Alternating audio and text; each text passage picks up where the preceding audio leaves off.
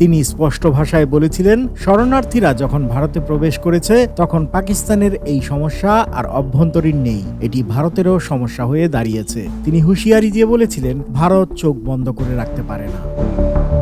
এমনকি আমেরিকার রক্তচক্ষু ও চীনের হুমকি উপেক্ষা করে তিনি 1971 সালের আগস্ট মাসে রাশিয়ার সাথে ঐতিহাসিক মৈত্রী চুক্তি স্বাক্ষর করেন। এই একটি পদক্ষেপই যুদ্ধের মোড় ঘুরিয়ে দিয়েছিল, আমাদের বিজয়কে ত্বরান্বিত করেছিল। কূটনৈতিক লড়াইয়ের পাশাপাশি রণাঙ্গনেও ভারত ছিল আমাদের প্রধান শক্তি। আমাদের হাজার হাজার মুক্তিবাহিনীকে তারা ভারতের মাটিতে প্রশিক্ষণ দিয়েছে এবং অস্ত্র দিয়ে সহায়তা করেছে।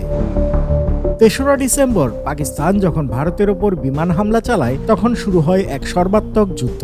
ভারতীয় সেনাবাহিনী এবং আমাদের মুক্তিযোদ্ধারা মিলে গঠন করে মিত্রবাহিনী। আমাদের ভারপ্রাপ্ত প্রধানমন্ত্রী তাজউদ্দিন আহমেদ সেদিন আবেগজড়িত কণ্ঠে বলেছিলেন, আমাদের যোদ্ধারা এখন ভারতীয় সেনাদের সাথে কাঁধে কাঁধ মিলিয়ে যুদ্ধ করছে এবং তাদের রক্ত আমাদের রক্তের ধারার সঙ্গে মিশে গিয়ে আমাদেরই মাটিতে বইছে।